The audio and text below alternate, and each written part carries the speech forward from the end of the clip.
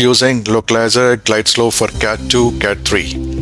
CAT2 and CAT3 approaches are flown to a very low decision height or without decision height with very low RVR. The guidance of the aircraft on the ILS beam and the guidance of the aircraft speed must be constantly of high performance and accurate so that the automatic landing and rollout can be performed in a good condition and the acquisition of visual clues is achieved and the aircraft properly stabilized. Hence, the automatic landing is required in Category 3 operations, including rollout in Category 3 Bravo. The automatic landing is the preferred landing technique in Category 3 conditions. Any failure of the automatic landing system should not significantly affect the aircraft automatic landing system performance. The crew procedures and the task steering allow to rapidly detect any anomaly and thus leads to the right decision. Flight preparation. In addition to the normal flight preparation, the following preparation must be performed when CAT2 or CAT3 approaches plan. Ensure that the destination airport meet CAT2 or CAT3 requirements. Check aircraft required equipment for CAT2 or CAT3 in QRH. Check the crew qualification is current. Consider extra fuel for possible approach delay. Consider weather at alternate.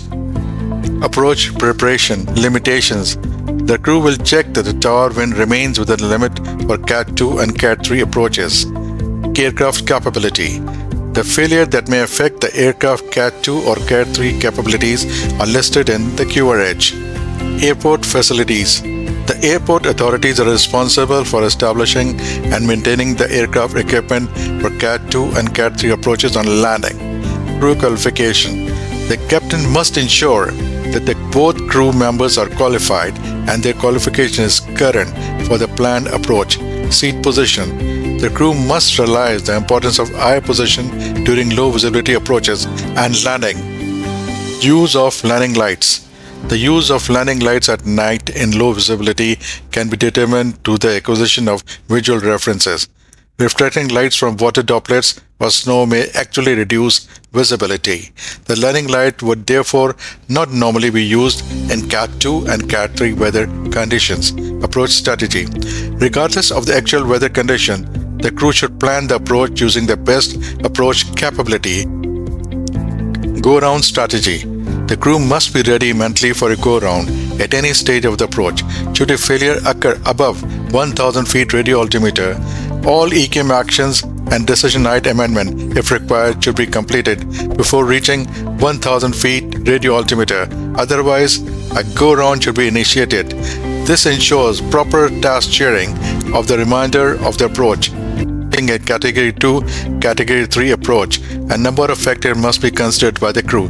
In addition to the standard arrival briefing, the following points should be emphasized during an arrival briefing for a low visibility approach: aircraft capability, airport facility, crew qualification, weather minimas, task steering, callouts, go-round strategy. Approach general information. Below 700 feet radio altimeter, data coming with the FMS is frozen. Example, ILS tune inhibit. Below 400 feet radio altimeter, the FCU is frozen. At 300 feet, land must be displayed on FMA. This ensures correct final approach guidance.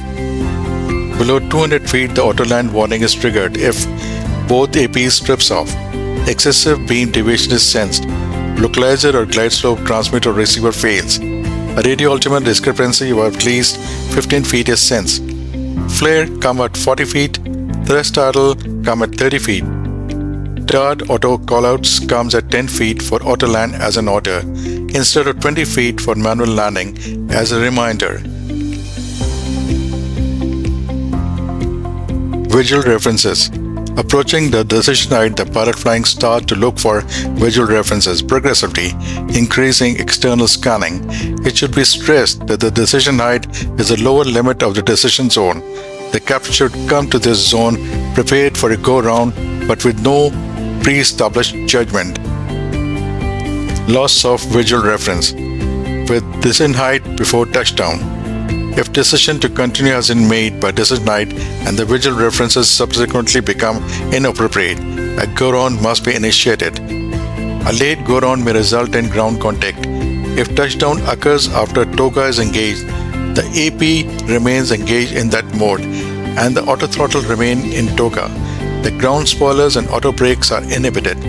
With decision height or without decision height after touchdown, if visual references are lost after touchdown, a go-around should not be attempted. Rollout should be continued with autopilot in rollout mode down to taxi. Flare landing rollout. During the flare, decrap and rollout, the pilot flying will look outside to assess that auto land is properly carried out, considering the appropriate visual references. For CAT2 approaches, auto land is recommended. If manual landing is preferred, the pilot flying will take over at 80 feet at the latest. This ensures a smooth transition for the manual landing. Pull the reverse max or reverse idle if condition permits. At main landing gear touchdown, not before. The use of auto brake is recommended. It ensures a symmetrical brake pressure application. However, the flight crew should be aware of possible disasymmetry in case of crosswind and wet runway. The pilot monitoring should make the standard callouts and advise ATC when the landing roll is completed.